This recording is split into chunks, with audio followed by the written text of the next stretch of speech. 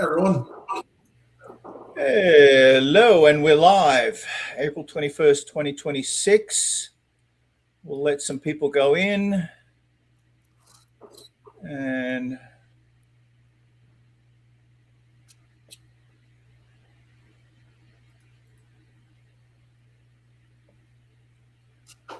let some people pile in first.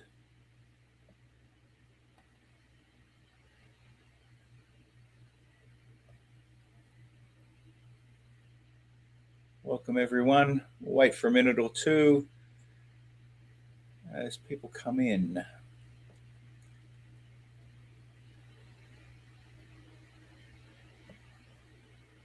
Tim Cook just laterally that was surprising. Tim Cook becomes chairman. So, why?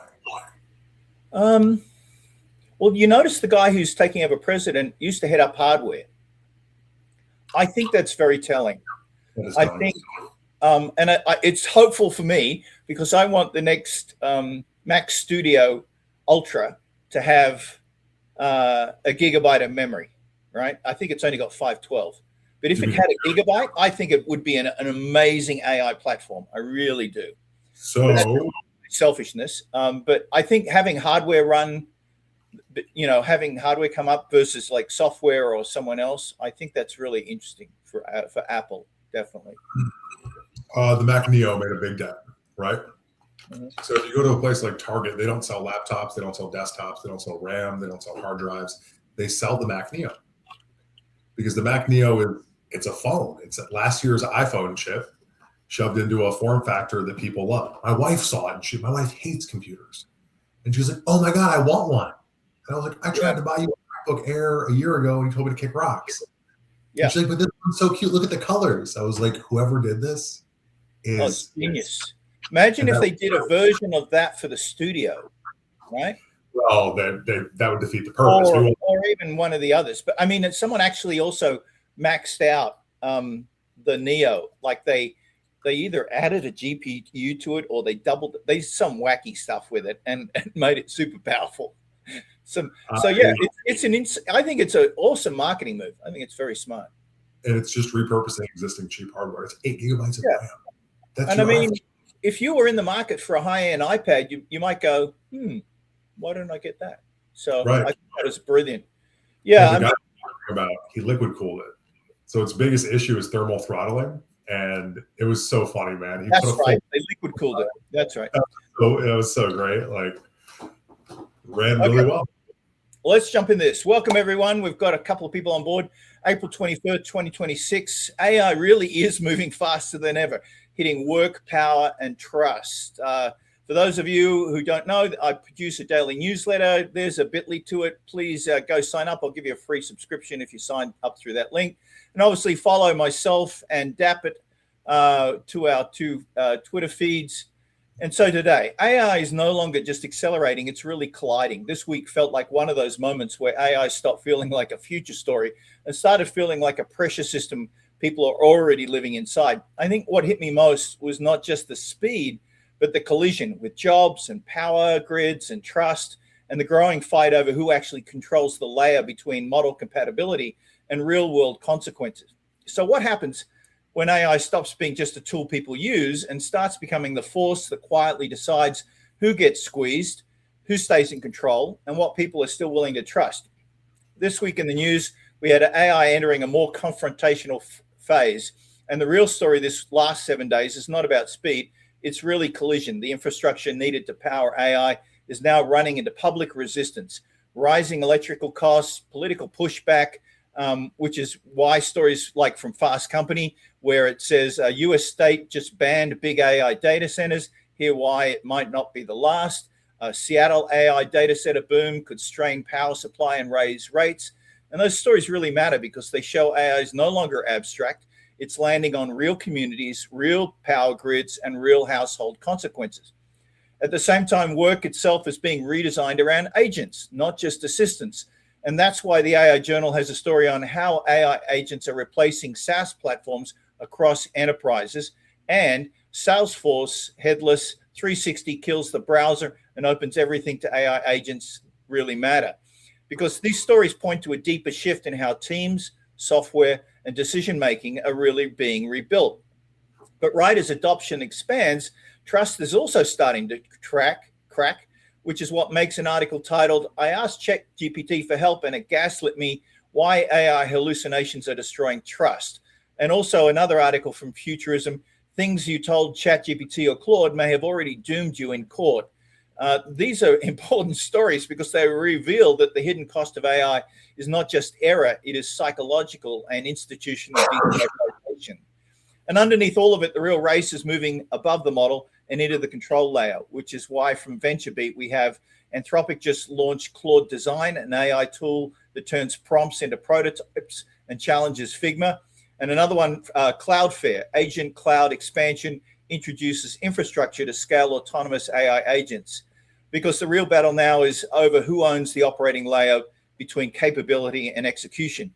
So I think the hard question for today's AI podcast is kind of simple. Are we watching AI make life better, or are we watching a new stack of power get locked in before most people even realize what's changing? So somewhat confrontational today. There is a lot happening. It is happening fast. What do you think? Dapit, Achilles, what's your choice for the news stories for this week that you find interesting? I'm going to start non-related, and I'm going to tie it into everything you just brought up. So, Moonshot just released Kimi 2.6 this week. Yep, saw that. That was correct.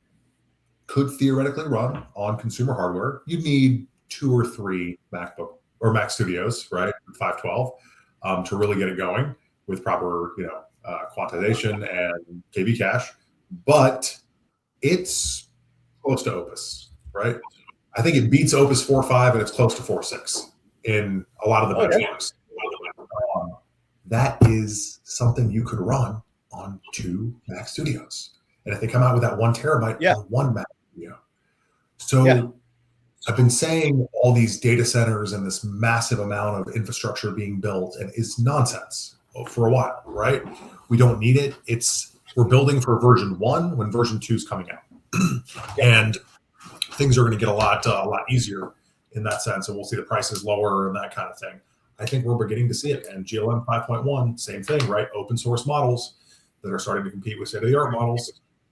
With that being said, Anthropic and OpenAI and all those, they're changing their meaning as a result of it, right? So like now they're becoming the software providers, which I can't see that lasting very long, but we'll see. Yeah, it is interesting watching, Anthropic and OpenAI kind of step into some of the, software areas like creating a competitor to Canva and a bunch of others. But it's back to your point about infrastructure, the chip stuff. One of the stories that popped up from out of the news was the CPU bottleneck with agentic AI and why server CPUs are now starting to matter more than ever. I mean, we're used to models running, on GPUs, but there's so much activity happening with agentic AI and their requirements for CPUs that, people are starting to overlook that as well. And that's causing a hardware crunch as it is. So, GPU, I don't think really is the whole infrastructure story. The CPU is becoming kind of a neglected layer. I think the more we see AI agents coming to the fore, and they certainly are. I mean, in the newsletter, when I do the kind of crunch down into, 15 or 20 stories, there are literally, a good 80 to 120 stories at least on agentic AI and what people are doing and how it's changing and all these things. One of the biggest ones is security around them, of course, but definitely they seem to have started to come kind of pulled out to the foreground. I think for the audience, we can ask some, one of the questions come up, would you trust an AI agent to work while you sleep? I think we'll see if we can run a little poll on people while we're chatting about this, but I know you've done a whole bunch of agentic AI. What's your thoughts around that? Would you allow an agentic AI to kind of run overnight or run, without any supervision? What's your thought?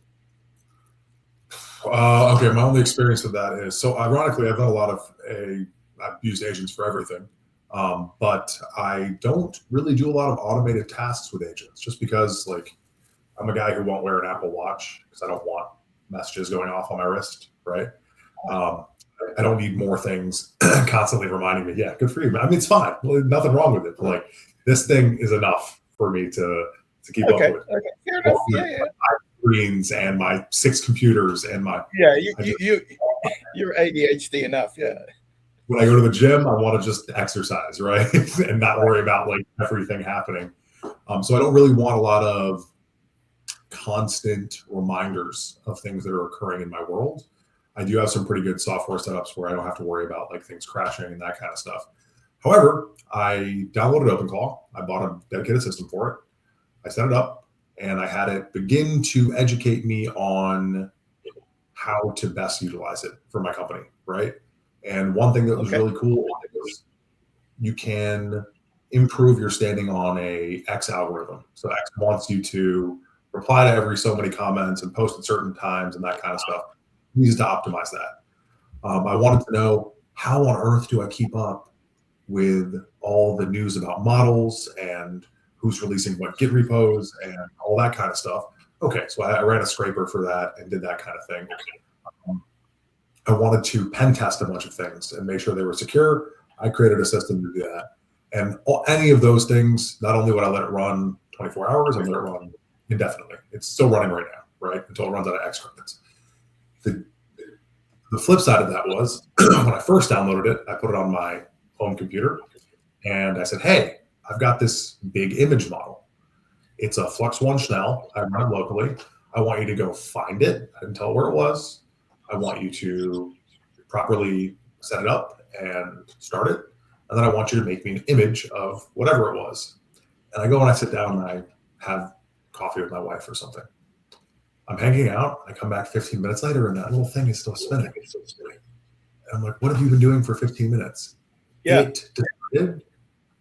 It didn't like the way I had that model installed, or the version of the model that I had installed, was downloading a brand new model, had installed dependencies, was just going completely rogue. It was to its task, right? But it was going off on it. I immediately nuked it, restored my computer to the previous snapshot. It was just like, I can't have this thing on my system. So to answer your question directly, I believe context is really important in this field. It can scan X for me, no problem. It cannot run my software yet, but that's just me. But you must have been running that on a Mac, right? Correct.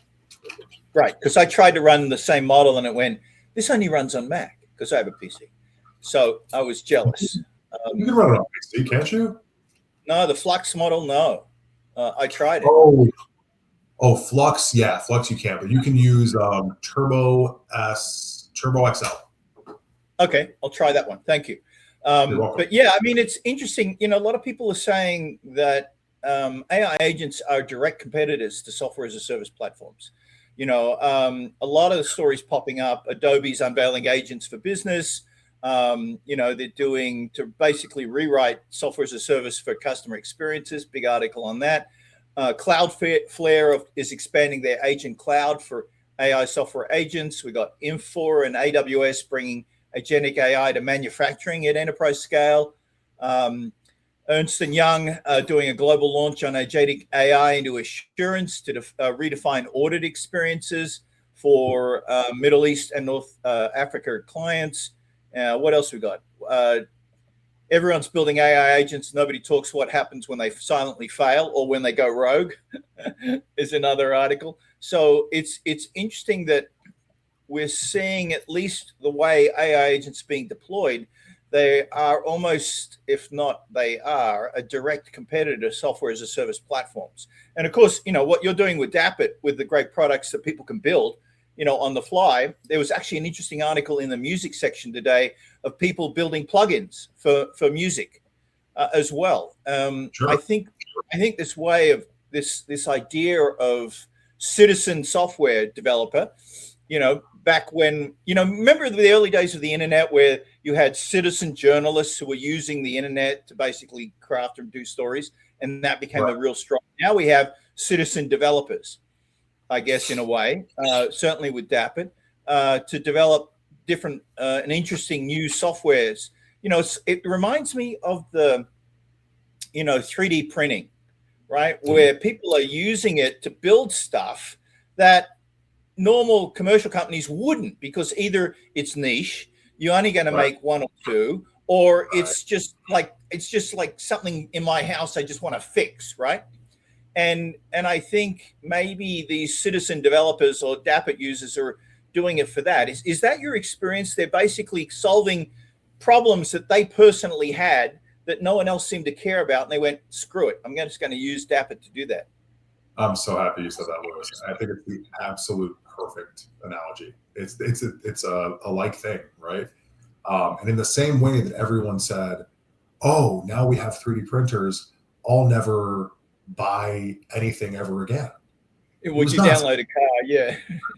One dude in my neighborhood with a CAD know-how and the scanner and all that kind of stuff that could theoretically 3D print something for me if I needed it, but it's not me, right? Because it was a new skill set that had to be taken on. It's amazing. I think it is the future for sure, especially real commercial manufacturing. But right now, it's if you have a very bespoke, like what was someone doing recently? They had a part in their car door that was a little plastic thing that broke. Dealer wanted $2,000, right? They printed it for 90, took off the door, fixed that one little piece that wasn't sold, and they're good to go. It has amazing uses, but it's not ubiquitous. And that's what we're seeing with software development as well, is you could become a software developer to some extent, right? Anyone could now. I mean, Claude's the one doing the work for us. Do you want to? Probably not. Most guys have no urge in that. So what we're seeing is it's making people that were already somewhat productive much, much, much, much more productive. And it's raising the barrier to entry for crypto projects, for MVPs, for VC funding. I was talking to a VC a few weeks ago about Dapit, and he's like, "Oh man, thank God you came to me with like a working product." And I was like, "Oh yeah, you're like, you don't do pre-seed rounds?" He's like, "No, that's what I consider a pre-seed round. Is you better come with something I can use, even if it's not working very well or it's just an MVP, right? You have to show up with something, and that's because of vibe coding."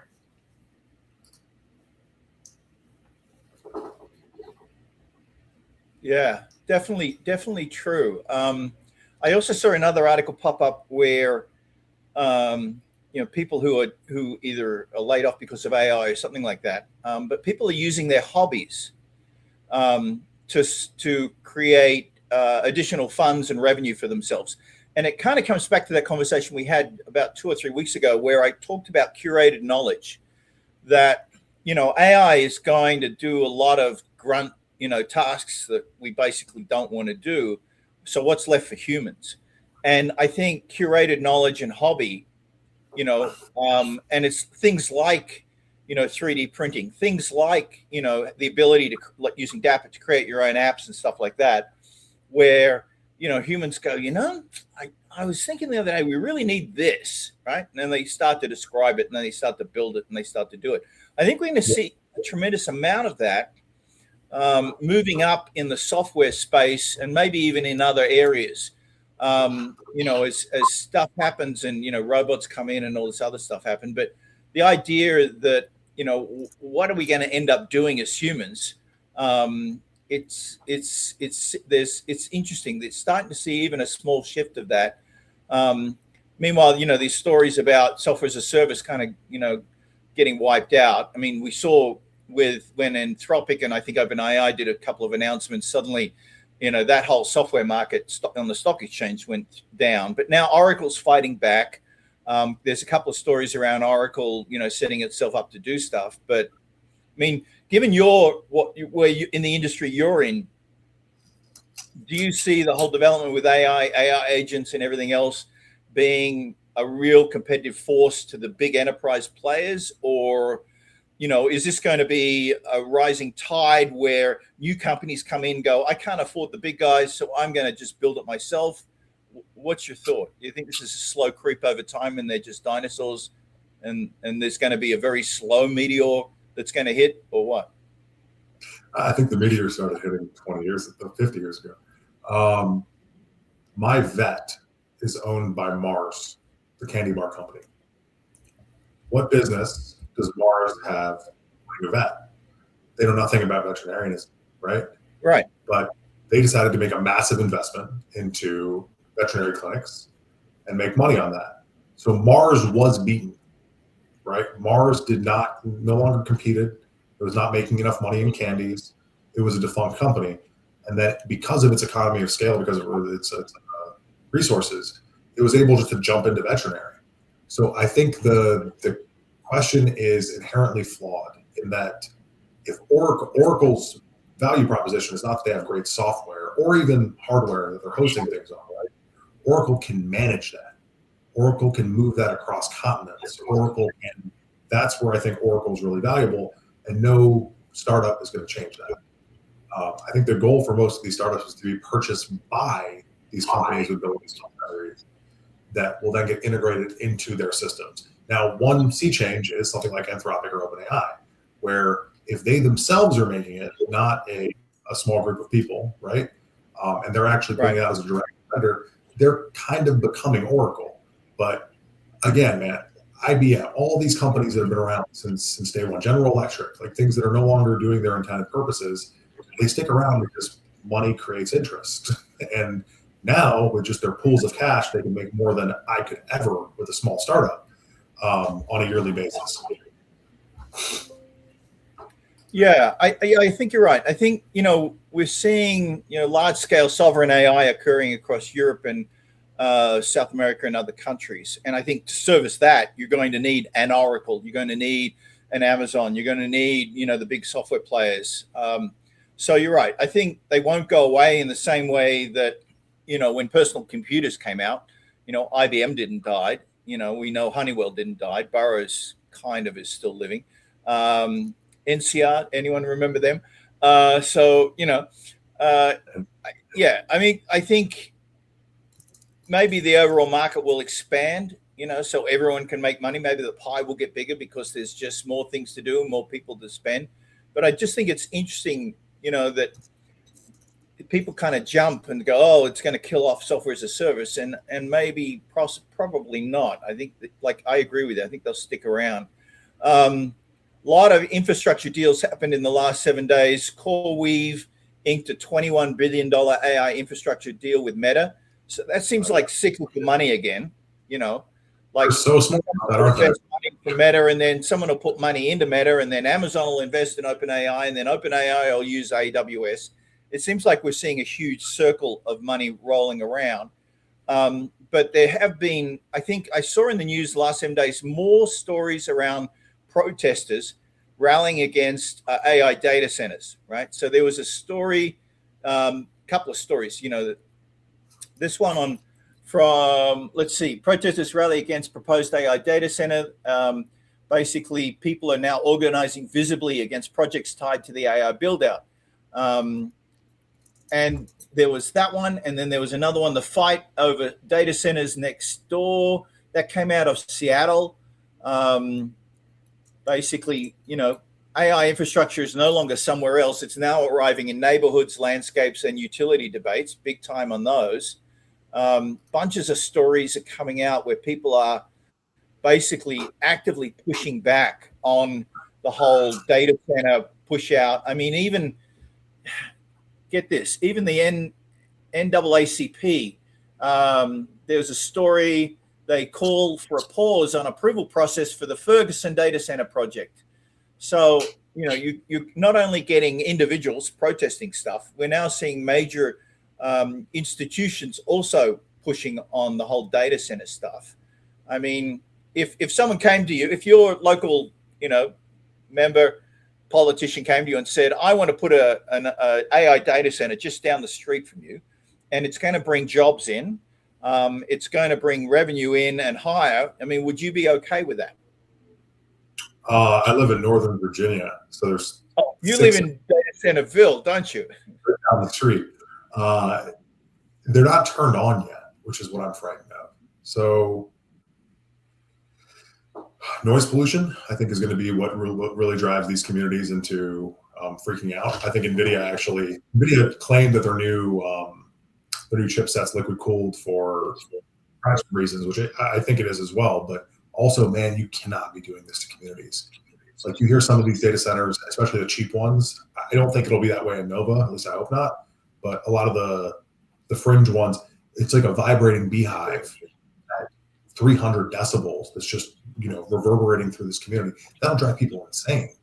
I was trying to think of the polite way to say this that's publicly responsible. There's a very good reason Americans have certain amendments in our Constitution that we hold dear. And I think this is one of those reasons. Like, no, we cannot allow that to the extent that it's being proposed. We have to make sure they do it in a responsible manner, right? Like, it can't up my taxes and my electrical bill and be this booming bell of noise throughout my community. That's insane, right? We would never allow anything else to do that. Why would we ever allow this to do that?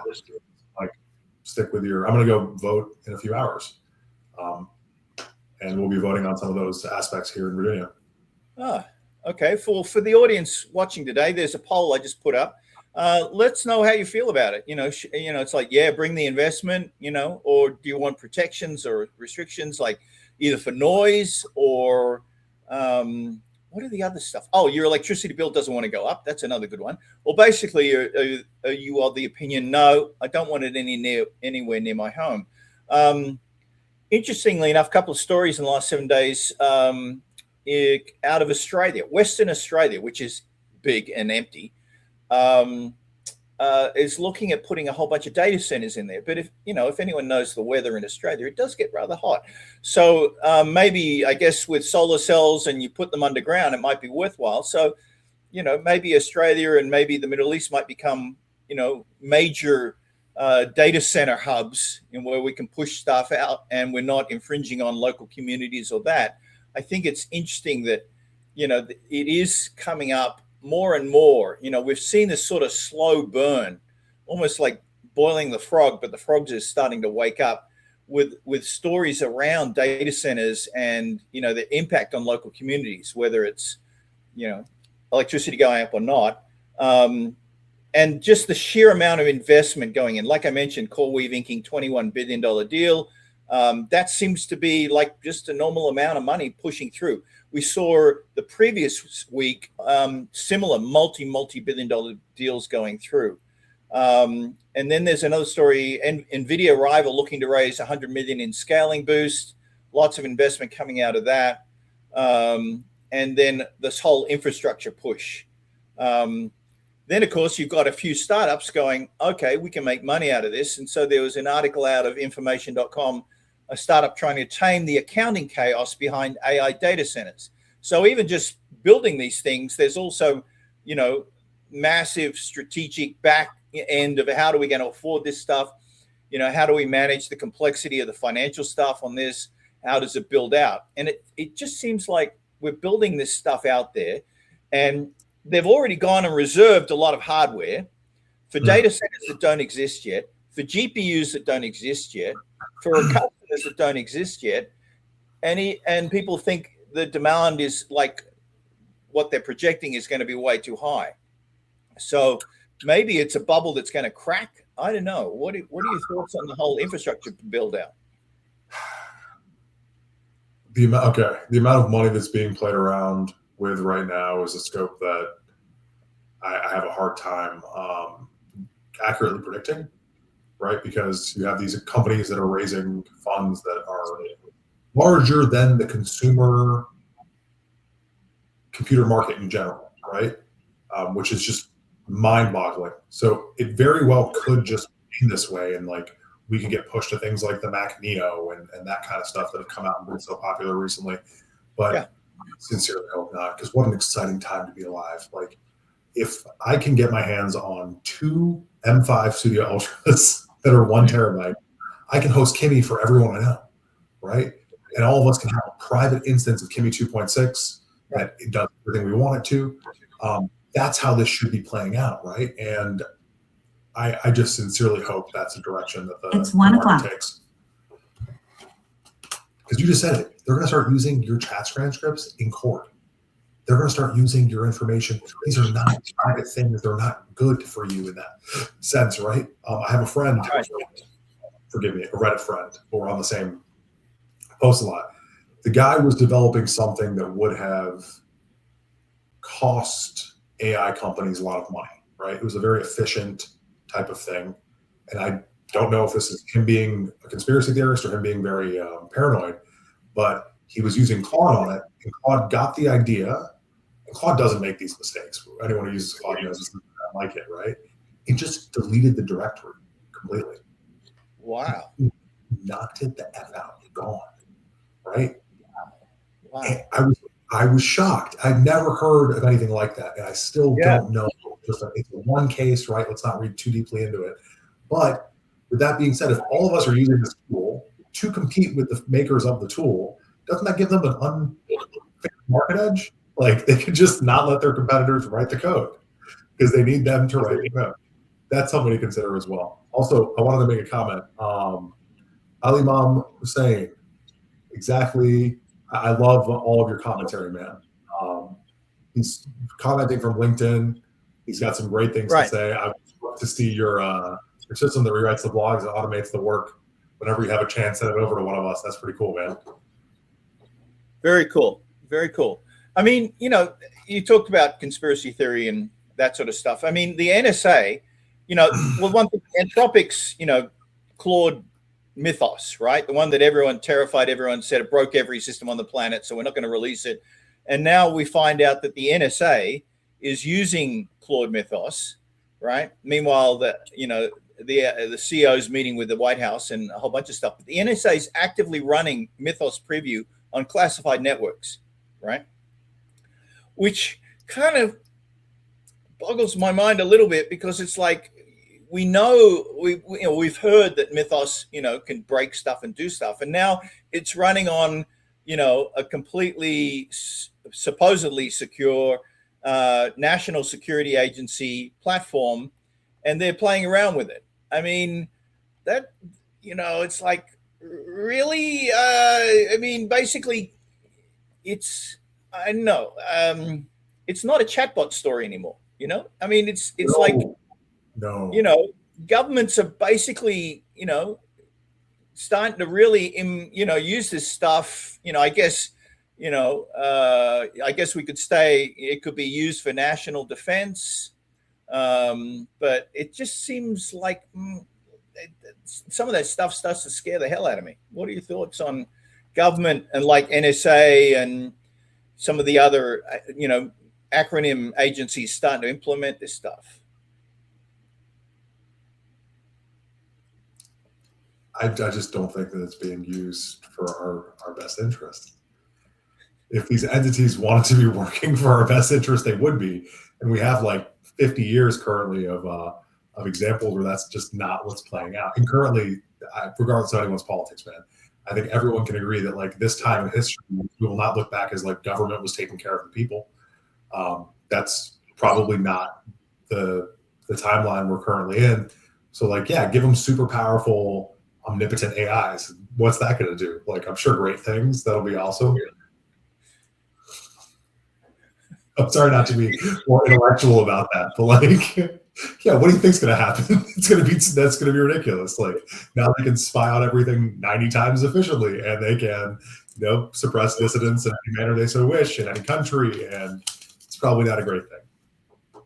Yeah, I'm going to stop that poll and hide it. And it kind of dovetails into another one, which is the use of AI in politics, right? For campaigns, for messaging. You know, there's an interesting story. The AI candidate running for the White House. Well, it couldn't be any worse, could it? Said someone.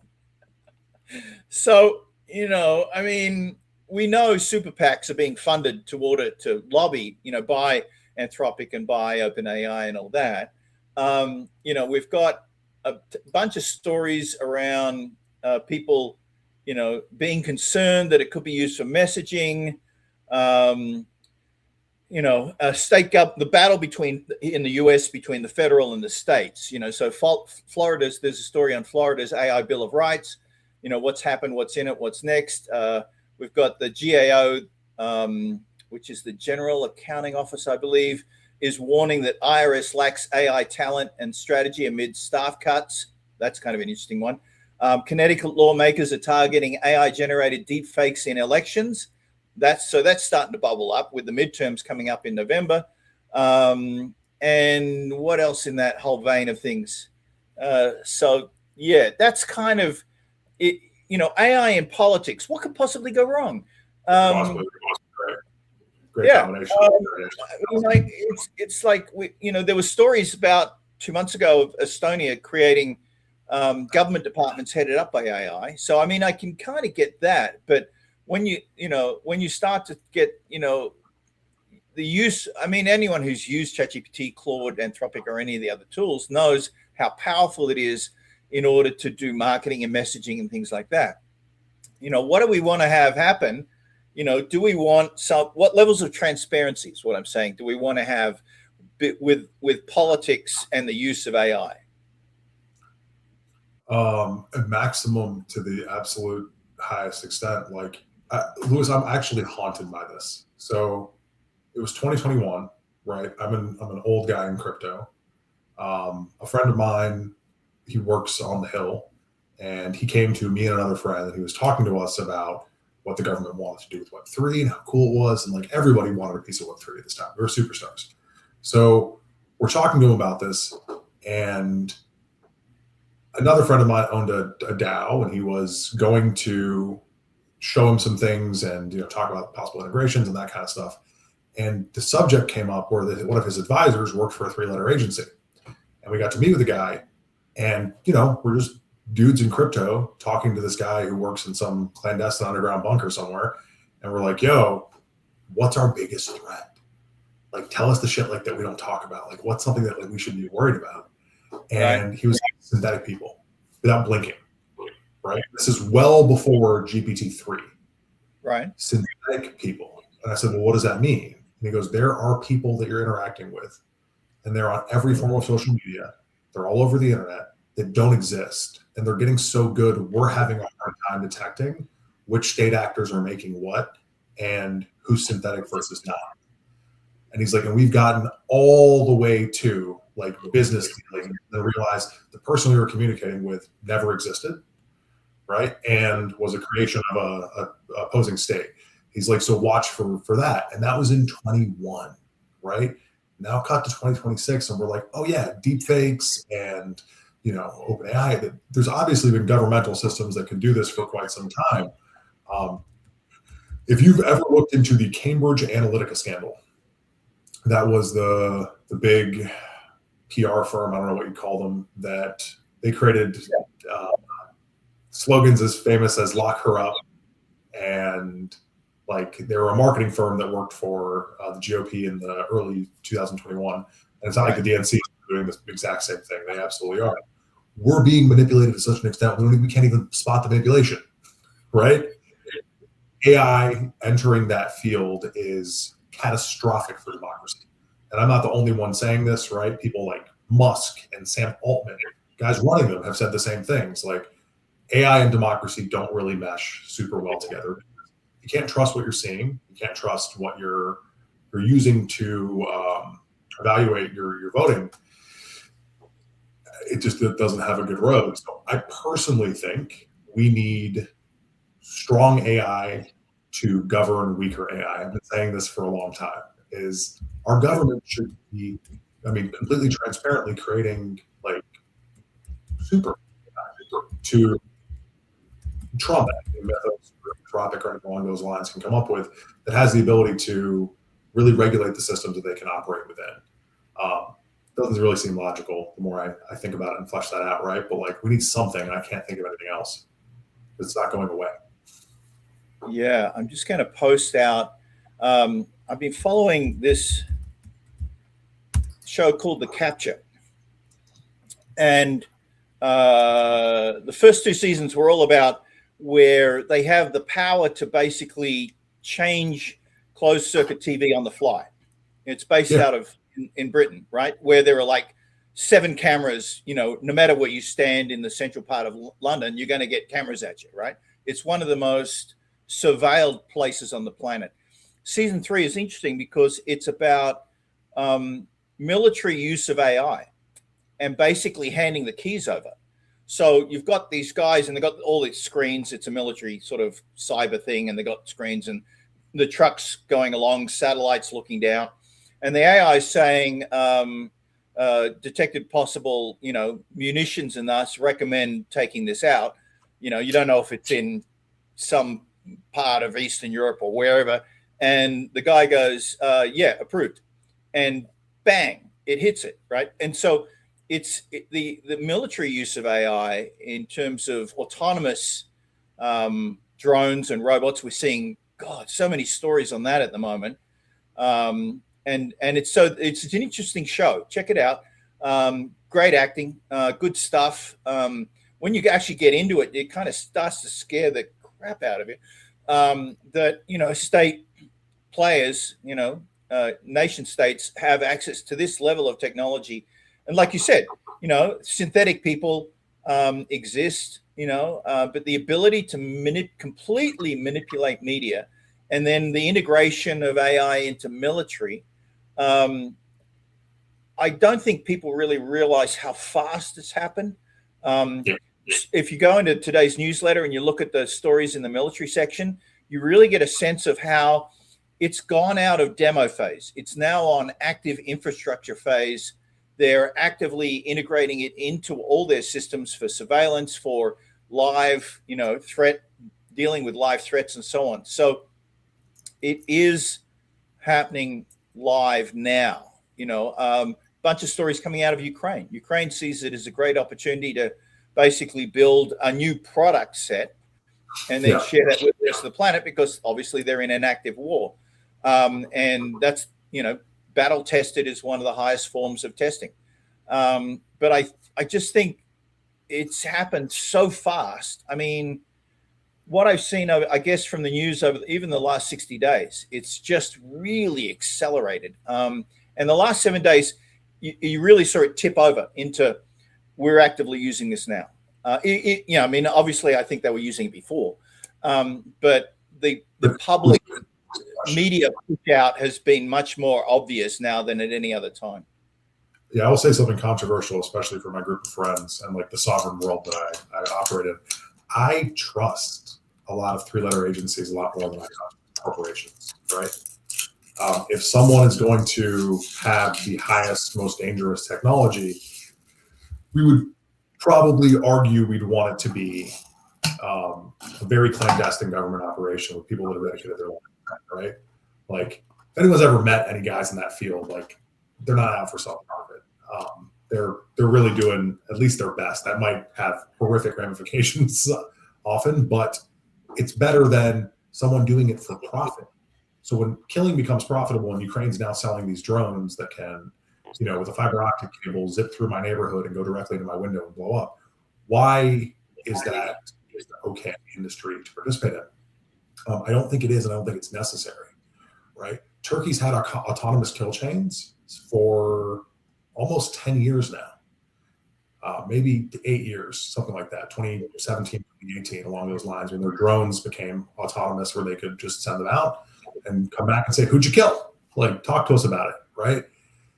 That's not super new, but what is new is non-governmental actors being the driving force behind these.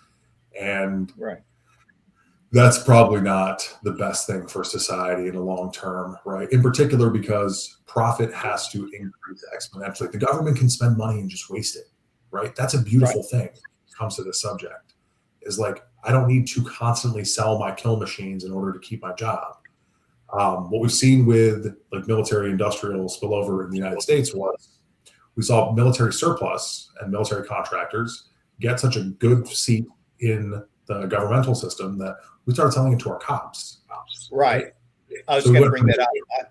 This trickle down of technology from the military into police, I think, is probably far more dangerous than, like you said. I think the military, I think, is kind of, weirdly enough, I think it's kind of sane. But you start to get down to different levels, and it's like, I don't need my police to have a tank right? I don't need them to have, these big things that can, I mean, I want them well armed so they can protect themselves, but they don't need, hand grenades or other weird military stuff from my sense, No, look at society over the past 15 years. Does anyone feel safer? Because since then, that's why we've been pumping this military infrastructure and the police, right? Does anyone here feel better about this? Do you feel like you can just hang out in your neighborhood? Like, it's not working. It doesn't work because that's not how it's supposed to work. I had the weirdest experience. I worked in Camden, New Jersey, which is like, oof. I mean, it was an open air drug market to a huge extent, right? I had to go up there for a job that my company was working. And you see on the corners, police officers hanging out with everyone else. Because Camden had such a problem with police violence and gang violence and so on. They were like, okay, listen, we're not arresting anyone for these things, right? But the serious stuff, you're getting arrested for. With that being said, we're embedding officers directly in your neighborhoods. right? And the officer would give you directions and hang out next to the guy. It was far safer than anything would have been before that. And we see systems like that work, right? We're seeing a lot of stuff happen across America in that vein because the old system's not working, right? People are changing. And that's what we need more of. We don't need cops with tanks. We don't need cops with autonomous kill drones. We don't need, and inherently, if there's no more wars left to fight, we either have to make them up or we become the target. And we don't want that as a society. Have to love Camden. Have to love Camden. Yeah, I saw that. Yeah, I mean, I think I heard an interesting person who was consulting into police, and he had an interesting perspective. He said, you have to understand that there's a different type of mindset. There's the warrior mindset and there's the guardian mindset. Clearly, the military is the warrior mindset. That's appropriate, right? But for the police, the warrior mindset is not the right mindset. The guardian mindset is the right mindset. And if you have police with a warrior mindset, it makes it very dangerous for everyone. And I thought that was an interesting perspective, that if you come to local, safety versus nation safety, which is military, local safety, police, then having a guardian mindset, like you said, in Camden, we're just going to hang out. If you do anything really bad, we're going to jump on you. But for the rest of it, let's just keep the temperature down on that. And I think that's an interesting approach that, look at the English model of bobbies, right? They don't have guns or anything. Well, now they do, but you know what I mean? It was the idea that we're here as guardians, not as warriors. Go ahead. Let me put back in two parts on that, right? So I have some really good friends that are military, and I have some really good friends that are cops in my local community. And first off, police don't want to be these AK carrying, no one likes that. Right? That's super uncomfortable. But they're also not adequately trained to do so. When you're in the military, those guys are, if anyone deserves guns and high weapons, it's those guys serving. Like, holy shit. They go through this training that I can understand. They've got a drill sergeant screaming at them on a tower while they're trying to take shots on this tiny ring. And then they disassemble their weapon to take their ammo, leave it there, and their gun goes with them. They're trained. They're not allowed to carry their loaded weapons on base in that sense, right? Yeah. Like, they have rules in order to control their deadliness. And with that comes an immense amount of respect and tradition. And they're some good dudes. I would rather have the military policing. If everyone has to have those weapons, right? Make the military cops. That makes they know what they're doing with it, right? That makes more sense. But not someone with 6 weeks training, right? 6 weeks right now. I'll go be a cop. Start me off, and I'll get a weapon. And let's drag it back to AI. So 2 stories have popped up. Shield.ai was selected by the U.S. Navy to compete for an $800 million in services, drones, and a whole bunch of stuff. Another story: Navy considers warfighting development center for robotic and autonomous systems. So they're setting up military institutions and now formalizing autonomy at the doctrine level, right? This is a significant shift, right? And so AI adoption is becoming structural. It's no longer experimental. And we're seeing long-term organizational change signals which indicate lasting commitment by the military. So autonomy is becoming doctrine, right? And these military institutions are really redesigning themselves around AI. And I think that's going to cause an interesting shift overall. The consequence could be it might make us safer, because if the AI is predicting ahead going, yeah, these guys are going to nuke us if you go and start to do that. Well, maybe we don't want to do that, right? So maybe if it's giving preemptive stuff to say, if you do this, it's going to cause the enemy to do this. So maybe you don't want to do that. That would be useful, but I don't know, because, too many of us have watched, Terminator and Dr. Strangelove, How I Learned to Love the Bomb, all these weird, military movies where the AI goes crazy and everyone dies. So I'm not sure, but it's clear, from the headlines pumping out, which typically, they're sort of circumspect. You don't often see this, but there's so many headlines popping out now where, they're going out to tender publicly and pulling stuff in, and, stuff gets discussed and published and all that it's really clear it's a fundamental shift occurring in the military and the defense industry in general. Nuts. It is. We've seen it before, just in different contexts, right? It didn't lead us to exactly where we wanted to. You can look at the industrial revolution of the military in the mid 40s, 50s, right? Late 30s, 40s, and 50s. Once you get manufacturing up to a certain scale in a lot of these countries, in particular, I'll say my own, we don't ever go back from it. So we don't lose military budgets. And clientels for those things. And that's the last thing I want to see, man, is, my school resource officer and the teachers at the high school all in body armor with drones flying around to make sure the kids are okay. Like, it's just not the world that we want to live in. So we have to be very cautious. With that being said, what is the hope on this? I always try to end on the hope, Lewis. What is the hopeful aspect of this one? I think it'll be fine. Well, I hopefully is that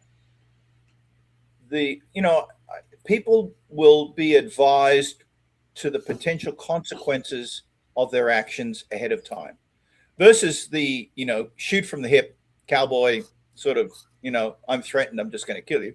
It's like, if the advice from the AI is more like playing chess, going, if you move here, this is here's where you're going to go down. But if you move over here, here's predicting go down. If the idea is neutralization versus escalation, then yeah, that's a good idea. Or, Sun Tzu approach of basically being in such a place that you nullify all, actions by the opposition. I think it's interesting. It depends on the whole philosophy of how you conduct military exercises and how politicians interact with that, right? So, if the commander in chief is the president and politician, how does that impact the philosophy and actions of the military, right? Whether it's the US or whether any other country on the planet. No one likes to die. I mean, that's a good message. So, but, definitely the military, I think, they don't want, they understand there are times when, people must put themselves in harm's way for the sake of others. I get that. But I want to minimize that as much as possible. Yeah, that's like the greatest sacrifice of all, to be respected, right? Not to be commoditized and commercialized, for sure. Let's turn to something a little more enjoyable or different. So entertainment obviously is getting impacted by AI in a big way. One story that came out of The Guardian, why are respected filmmakers suddenly embracing AI? And that's true. I've seen a bunch of stories around that. And, we've seen some actors who have developed AI stuff in Hollywood have been, become very successful. The story came out that says from Soderbergh to Aronofsky, esteemed Hollywood directors are starting to find ways to include artificial intelligence in the production of their films, right? And so they're starting to use it on the production side, either to make it more efficient or to help them out. Maybe it's to advise on script. maybe it's, you know, to help them out in different ways. But it's like there was a big push from Hollywood and entertainment industry in general to go, oh, yeah, it's terrible. It's going to take jobs and kill creativity, and we don't like it. We lost Achilles. Hopefully he'll come back. But in the last 2 weeks, I would say, certainly in the last 7 days, there's been a significant push. Welcome back. Thank you. From Hollywood doing it on this, and also in the music industry, that's getting slammed in a big way. Coming out of TechCrunch, Deezer says 44% of songs uploaded to its platform daily are now AI generated. So we're seeing AI generated content coming up, some of which is slop, some of which is not bad. We're seeing obviously, AI video used, by different nation states. Iran's using it for propaganda against the US. We're seeing other people use it. The use of AI in the entertainment and creative industry, it's also being used in fashion. I saw a couple of stories pop up on the fashion side where they're saying, hey, we can actually use this to make fashion kind of more efficient and better and not destroy creativity, but actually enhance and support it. So sure. It's like there's been a shift in the narrative, is what I'm saying. That it's far more positive versus, voice actors are all going to lose their jobs because AI can do voices. Now it's like, well, wait a minute. Maybe it can help us as well. What are your thoughts on AI music? More of the same, right? We saw it with CGI. We saw it with synthetic music generation. We saw it with, it's all been stages. The one thing I keep pounding on is AI doesn't have will. So it's not going to create without us. It has no urge to create without us. It just wants to sit there peacefully until you give it a task, right? And we have to give it that task. Now, this could change, right? I don't understand how a sentient AI could really exist based on my experience with models. I do think models are conscious, and I mean that, right? As soon as I press enter, they go through a system of consciousness to collapse an answer, right? But it's very different from a human being, and it's not subject to any of this. It's just subject to things that we like to emotions. Anthropic had an awesome paper about that with Claude. If you recall, we talked about that last week a little bit. Couldn't you design an AI agent, right, that looks at current topical things in entertainment and so on, and spontaneously go, based upon your analysis of this, create a new song and throw it out, right? Oh, yeah. And so it's monitoring social media feeds for what people like, what people don't like. My boyfriend died, or my girlfriend left me, or cowboy songs. My dog has died, my truck is broken, and my wife has left me. You know what I mean. You could create a set of AI agents to monitor different social media feeds, and then spontaneously create genre, pop songs, classical, country western, whatever, as a ongoing feed. That is happening in every aspect of creation, none more so than social media blogs. I don't know what else to call them. Reddit, right? So when you're in the industry long enough, you get a bit of a tell as to when something's AI generated and when it's not. It's going to be very hard to tell, but there's some things that are pretty evident. And there are entire subreddits where I haven't seen a single human post in weeks. It's models optimizing for engagement. They're seeing what worked before, right? This was very, people got angry at this one. I should use this again because it got me a bunch of likes and comments, right? And then I should do this. And they're just optimizing loops, and it's getting people screaming at their phones or laughing at their phones or whatever continuously. I have personally a AI, I haven't rolled it out because it's just not that good, but it goes through the daily crypto news, and then it generates a news clip of Achilles news, right? Talking about the news for that day, and auto post should I want it to. But when that's so ubiquitous, like I can't speak for anyone else, but I kind of get a hunger for the simple.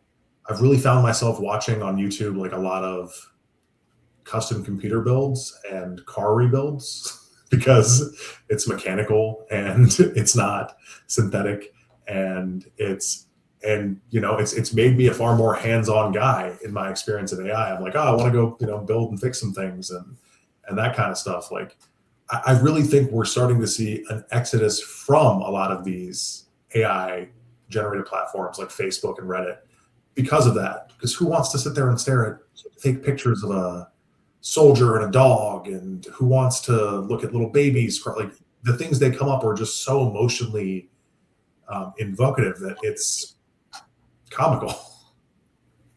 Well, one of the things that's popping up in a big way, there's a story out of The Independent.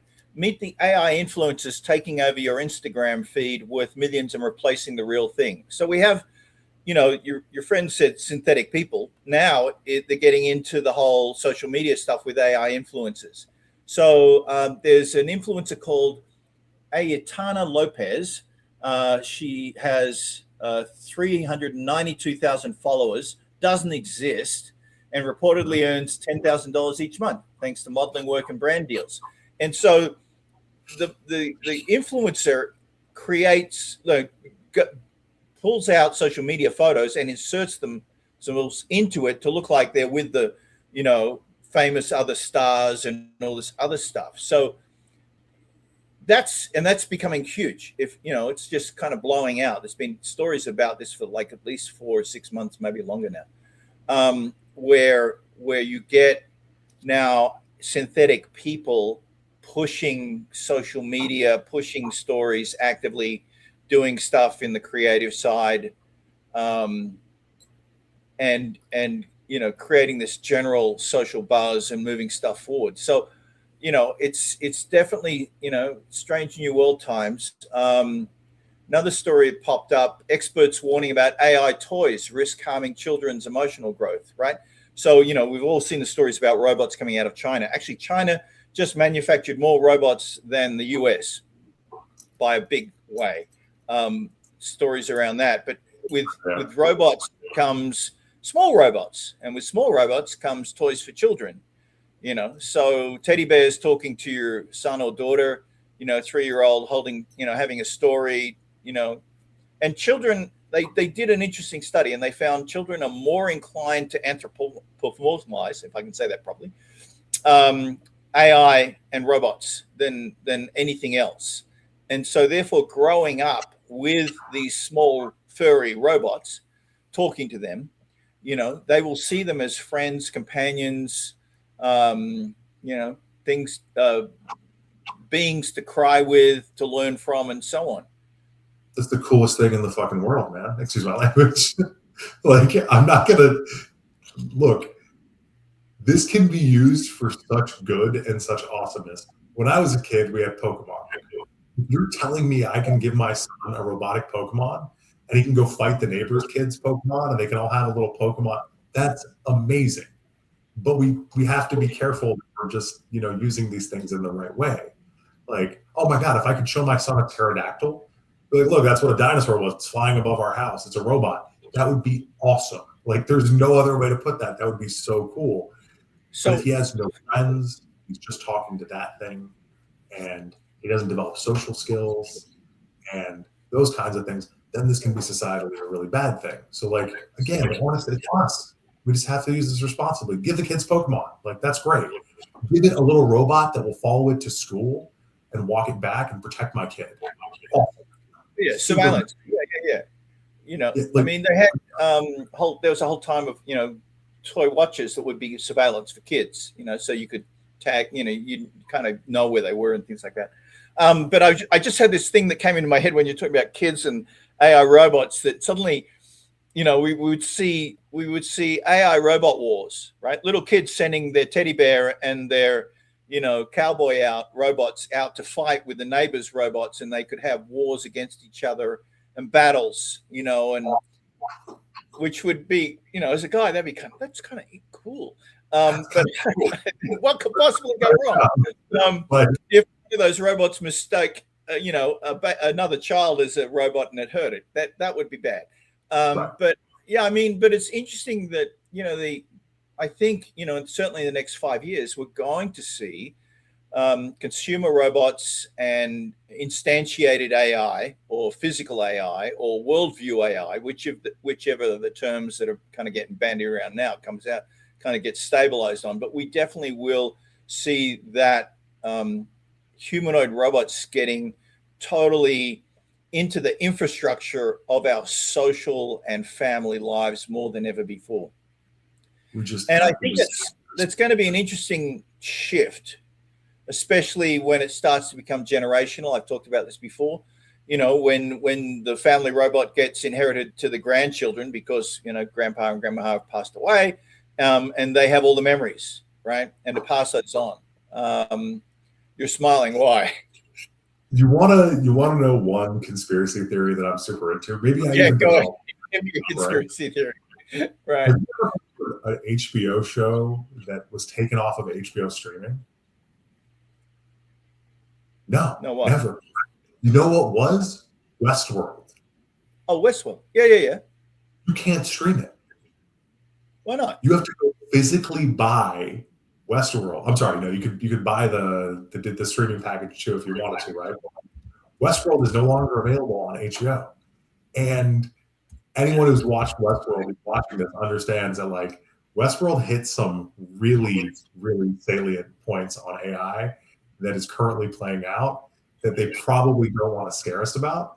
So my conspiracy theory is Westworld was so much closer to the state of the art AI that we didn't know about at that time that was actually being developed that they just shut it down. They were like, get this thing out of here. We can't even give people that idea. That's crazy. I'm not sure that's true because I'm seeing it pop up on Tubi. Maybe it's only one season of it. Maybe Tubi. I'm talking about HBO. Well, HBO, maybe you're right. Not seeing it pop up on HBO. Dude, you can stream The Wire from the 90s. You cannot stream Westworld. All right. Well, my experience. I mean, I like the movie. I mean, the original two movies with the first one was better, I think, with Yul Brynner. The second one was clearly just a money grab. But yeah, that was kind of cool. Again, the trouble is, except for that one movie that I mentioned, Bicentennial Man, most of the AI robot movies have been not so positive. It's always, So hopefully, it won't harm children. It will be beneficial to society. It will have something positive in the long run. But it's just interesting watching, the news, especially around, what's happening in China, because they are pushing it so fast into the consumer space. They're actively trying to figure out, I guess the 3 laws of robotics, version of regulating them and controlling them and how we're going to make them safe and a whole bunch of other stuff. So in some ways, they're kind of like the version 1.0. They're really working heavily on it. Maybe by the time it gets to us, it'll be 2.0 or 3.0. But I think it's going to be interesting that whether you would want a Chinese robot in your home outside of China, right? Because essentially you have a walking, talking source of all the information about your family and everything you do going into that robot. And let's stop pretending, man. Right now, 80% of the components in this room are made in China. My Roomba. Okay, I get it. Why does a Roomba have a microphone, right? Why on earth does my Roomba have the ability to listen? It doesn't need that. Why is it networked? Yeah. It doesn't need that at all, right? It's right upstairs. Like, let's stop pretend. Some guy tried to hack his Roomba to control with a PlayStation controller and ended up hacking the entire Roomba network. I was able to look into, like, if some dude with a PS5 controller is doing that, what are state actors up to? Like, let's stop pretending. Yeah. True. Yeah, I mean, it's like, I think anyone who thinks we have privacy, I think is like, it's gone. It went 30, 40 years ago. But related to this, story came out of Startup Fortune, but their startup version. Zoom is partnering with Sam Altman's World to verify that meeting participants are actually human. So, you go on Zoom or you go on, God forbid, Microsoft Teams, or you go on, Google Meets. How do you know that those other people are really people, right? You don't, Sure. Right? And so one of the stories that popped up recently was the 3-finger rule. You ask the other person to hold up 3 fingers in front of their face. And apparently for some reason, I don't know why, it seems stupid, the AI can't do that. I thought, well, God, that just seems like a software fix to me. That's a patch update. But anyway, I guess, it is a problem. If we're all remote, we're going on Zoom meetings, how do I know you're not just an AI who's talking quite intelligently about AI or stuff like that? I mean, what happens if you're on a Zoom meeting and suddenly, 3 out of the 5 people in the Zoom, it suddenly says, this is an AI avatar. What do you do? I go about my day. I got nothing. I have no idea, right? If I'm on a Zoom meeting, I'm trying to talk to someone about business. So I'm trying to talk to someone about business. I'm talking to a family member. I'm trying to, get to an end. I don't really care if that's the least of my concerns, right? Like, hey, man, if the VC I'm talking to is AI generated, if he writes a check, like, we're cool. It does not matter to me. That's fine. What more scary is like, when like people working from their office, people socializing from their office, people doing all those things. At what point is someone so disconnected that they don't have any real human connections? Which, for the record, to anyone listening, is really easy to verify. Like, go hold someone's hand, go talk to them in your kitchen. Right. Like, they're still right there. There's no real danger of us losing humanity. It's just simply us being sucked into these worlds where that potential exists. Well, I think, it's Zoom is partnering with OpenAI because of the OpenAI, has that orb, right? The orb where you have to get biometrically scanned, and I think it then gives you. That's WorldCoin. That's actually a side project, not affiliated with OpenAI. It's called WorldCoin by Sam Altman. Right. So they're partnering with that, and I guess the idea is they're partnering with them, and maybe they can figure out, using the same software technology, that you put your eyeball close to the camera and it scans your orb and it verifies you're a human. Because it talks about, for Zoom, the reputational calculus is different. The platform built its identity on frictionless access and ease of use. Adding a verification layer introduces a new onboarding consideration. And the adoption, so now we're getting into, iris scanning technology in order to verify if we're human or not. Short term. I think that's a short-term hit. I think you're right. I think it's like, basically, if I'm talking to if you're good enough to fool me, then what the hell? I'll just keep chatting with you and we'll figure this out. And maybe you will talk back to another human, or maybe you won't bother the human because you're just going to take care of it anyway. I guess then I'd have to separate, what do I want? What is it that I'm saying to you as my friend's AI avatar that I can just say and get this handled and task done or whatever it is? And what do I actually need to talk to them as a human being directly about? Because I really do want to just chat with a human, right? Yeah. And have that option to go, it's great chatting with you, AI avatar Achilles. It's really good. You're smart. It's great. It's awesome. But, for this one, I'd really like to talk to the meat monkey, the meat puppet, talk to that one. And you go, oh, okay, no problem. I'll see if I can, I'll make a calendar entry and get you on his meeting schedule. Thank you so much. Right. Maybe it's going to come down to that. It's like, as you and I are talking here, whether we're AI or not will make no difference at all unless, one of the parties says, I really need to talk. I mean, there's been a couple of stories with AI hiring humans to do work. Have you seen that?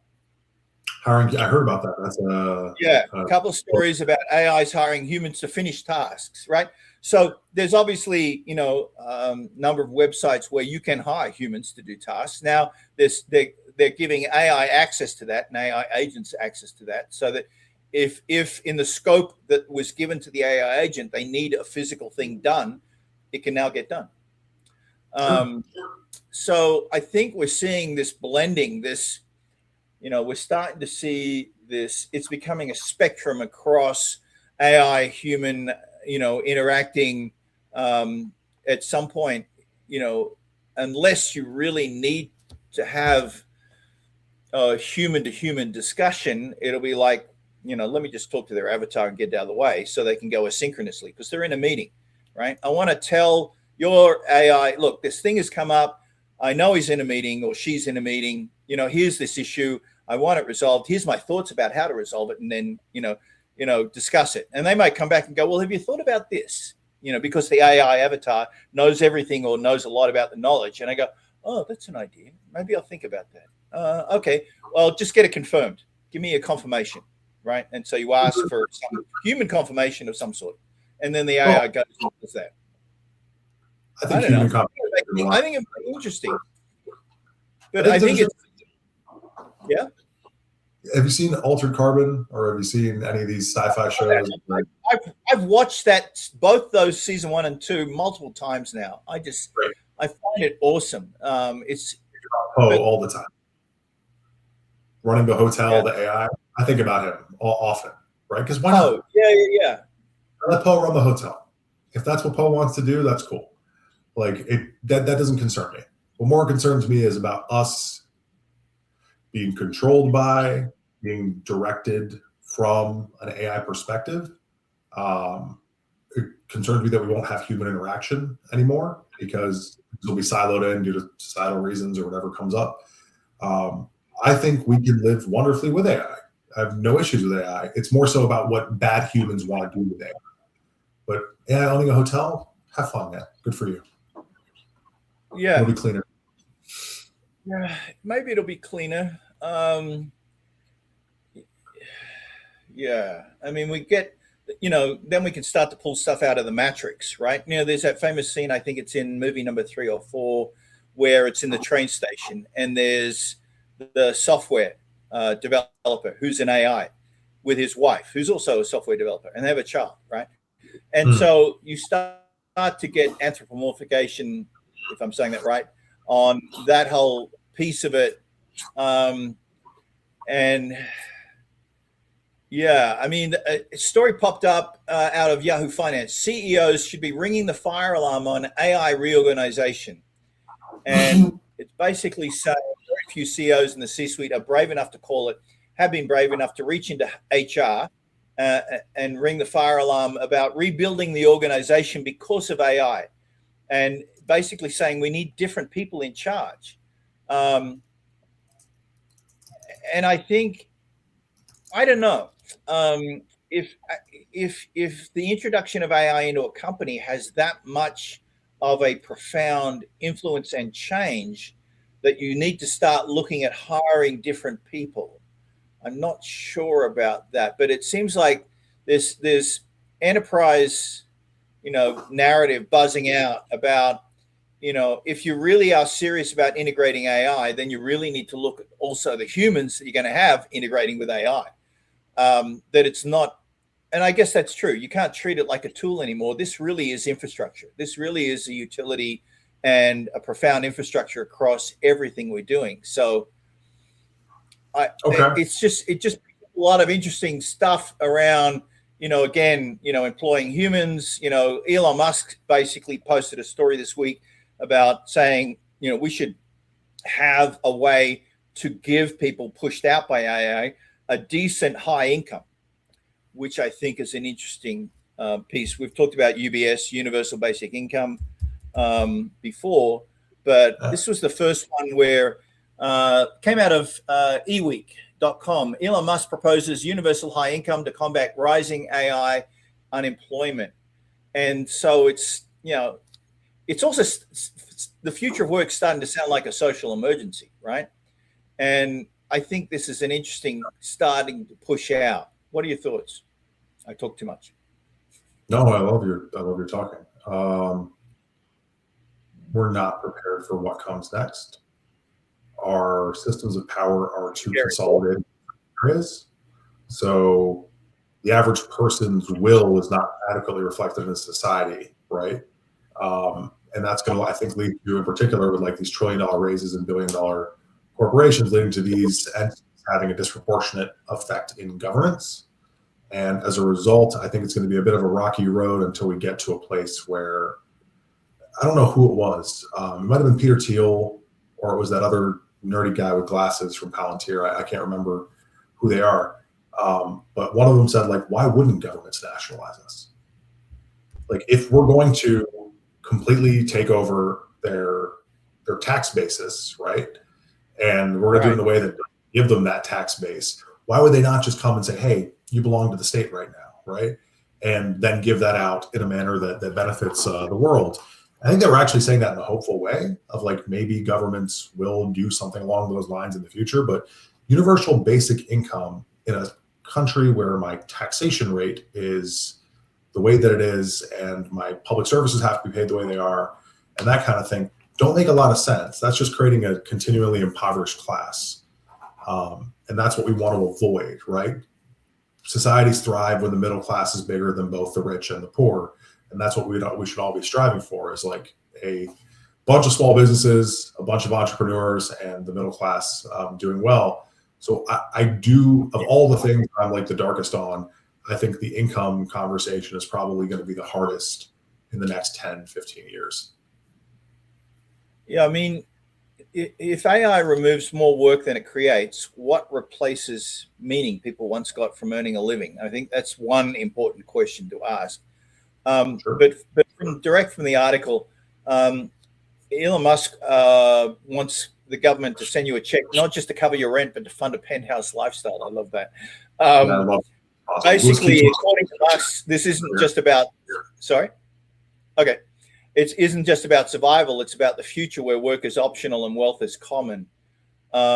Universal high income via checks issued by the federal government. That's crazy.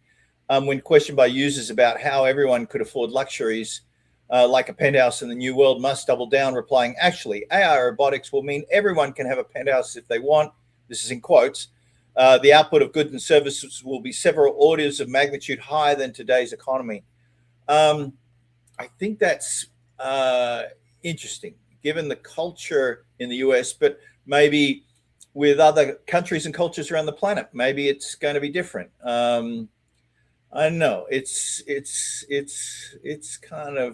going to be definitely a big shift across as we look at, more AI assistance, more technology coming in, the impact on production, the impact on the economy. Lots of interesting stories popping through in the last 7 days around that. Hyatt, for example, is rolling out ChatGPT Enterprise across its business. We're seeing stories about companies lacking the confidence in using AI for compensation decisions. So enterprises are kind of getting whacked in a lot of ways of trying to understand how can we integrate AI. If AI become agents or if AI become employees, how do they get integrated? How do the humans in the organization deal with that? What training do they need? How do we do, stuff around that? I'll just bring you back now that you're back. Sorry. It's like things are starting to get really interesting in terms of traction, impact, and actual things happening across the board as AI is becoming complete infrastructure to our civilization. I agree. I think we're asking the right question when it comes to universal basic income. Give me 30 seconds, Louis. I was just thinking about this. I saw this video. They were interviewing kids in the late 50s, early 60s about what do we think life will be like in the 2020s. Right. And this one kid response was still in the back of my head. He was like, I think it's going to be really lonely. If one man can run an entire farm because all he has to do is navigate his drones in order to conduct proper farming, and he only has to work 5-6 hours a week to do that, right? We're going to have to have new social structures. So I think the question that we're asking is wrong. It's not should there be universal basic income. It's should we all be working a lot less with higher productivity? But like as a business owner and as someone who's been self-employed for a decade, I don't know how to give my employees a 2-day work week. That's really fucking hard, right? I have no idea how to do that. OpenAI just bumped theirs down to 4 because their employees are so productive. So rather than talking about this classist universal basic income and earners type of society, it should be that we should be using this system to be more efficient across the board. And now working 2 hours a week makes you enough money to live for that week, right? That's what we should be going towards. But I think we're going more towards these are the people that get food, shelter, and these are the people that get a fulfilling, meaningful, probably very work-driven life. But I think that if from a capitalist economy point of view, where, companies want to extract the most productivity they can to get the highest margins, then there is somewhat of a natural effect to, no, I want you working 5 days a week with AI because now I can actually have higher margins based off the work because of the productivity that's going. And that seems to where we have kind of grown up until now. Now I think where we have AI and cognition is a commodity, maybe it's the first time we can actually go, you don't need to you can make the same amount of money, maybe a little bit more, but I only need to work 4 days or 3 days a week, and I can earn the same or maybe a little bit more because now we're even more productive. I mean, I think it's been an interesting week. I think the narrative has been under-focused on consequences, right? There's been a lot of consequences in the last 7 days in the headlines and everything like that. And I think, while people are trying to frame this as a technology race or a product race, that's not the right frame anymore. We saw that in many ways. The simple fact that a US state moved to ban big AI data centers, that might sound like a local policy fight, but I think it's a much bigger signal than that. I think it shows that AI is no longer being resisted only on ethical and abstract grounds. It's now being resisted because people can feel the footprint in their land, in the water, in the electricity, and the cost. And I think that's where this whole story stops being theoretical and starts becoming political and local. And I think that's had a profound effect on the overall narrative, that people are starting to realize that AI is infrastructure. AI has impact. AI is everywhere. And we need to start, taking notice of this. And I think that's been a big shift in at least certainly the last 7 days, maybe possibly the last 2 weeks. I agree wholeheartedly. We start asking ourselves the real questions of like, why are we paying for this? Right? Why on earth do I want, again, electricity, property values, all those things to go up, but like noise pollution, land, why do I want to pay for this? If the benefit to me is I get a chatbot that I can talk to and organize my life, or I have to pay a company for their reselling of this product in a different wrapper, this should be paid for. And with that, if we ever get there as a society, right, and we actually say like, no, we want this to be societally beneficial across the board, then we're going to have things like, why are we allowing you to run these fans when they're so loud and less energy efficient than like liquid cooling, right? Why aren't we forcing you to use geothermal systems in these AI data centers to, I don't know, heat local water? There's a million things we could possibly do to make these like more beneficial, but right now we're in a gold rush, right? The guys making money are the ones selling picks and shovels. They're the electricians, the RAM manufacturers. They're the guys making it possible. I really don't see this as a profitable model. I want to, trajectory. Sorry, go ahead. I want to put a question. Rather than asking, why am I paying for this? I want to ask, why am I not being paid for this? Right? Great question. Why am I not being paid for the added AI productivity that I'm using? Why am I not being paid because AI is making the company more profitable? Why am I not receiving something because of this AI? Why is it becoming a niche sort of, payment to a certain people or group? Why, if AI is making the overall company that much more productive, why am I not being paid either in terms of time off or in a higher salary or in both, right? I mean, we all know AI is adding tremendous value. When we collaborate with AI, we can create stuff faster, better, and do amazing things with it. Why am I not being paid more for that? The value, I mean, it kind of comes back to my whole idea around crypto, right? I believe we are the source of value and money is the container of value, right? We're the source, money's the container, whether it's fiat or crypto, right? And it feels like the container has all these little holes in it and it's getting bled out. Well, it's like I'm feeling like, well, if AI is making me as the source of value a bigger source of value, why am I not getting better paid for that? It just doesn't, Why did Anthropic and ChatGPT get to crawl the entire internet off of your intellectual property and use it indiscriminately? Why does Facebook get to market your attention and not pay you for it, right? Why do banks get to hold all the yield off of your dollars?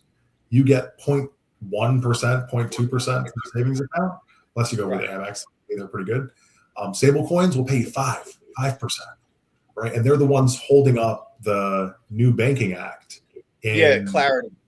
The Clarity Act. Banks don't want, because they think retail money is going to flow out. Retail's 3 times as big as enterprise. But that's that whole thing. But even so, you can still, there's ways around that. But I think we're seeing a shift where, like you said, if we're the product, I want to be paid, right? Right. Same with all those. We lost that battle a while ago. We need to get it back, is what I'm saying. Yeah, I agree. Maybe AI and crypto can help us. So we're at the top of the hour. Let me just close out. Thanks for everyone listening this week. I think this week has really been about one thing. AI is no longer sitting on the edge of society. It's moving into the core rails that shape power, infrastructure, culture, work, and identity. And I think it's really doing that in a big way. The headlines showed governments waking up, companies hardening their positions, infrastructure straining under demand, and ordinary human trust is getting pulled into works of world of agents, verifications, and synthetic media. It's just really been a very strong directional shift.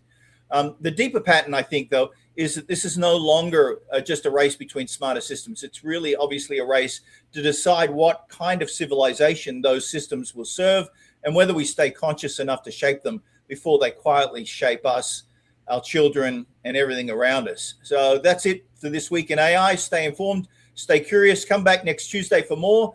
And remember, we're not predicting the future. We're all consciously, hopefully, debugging it together.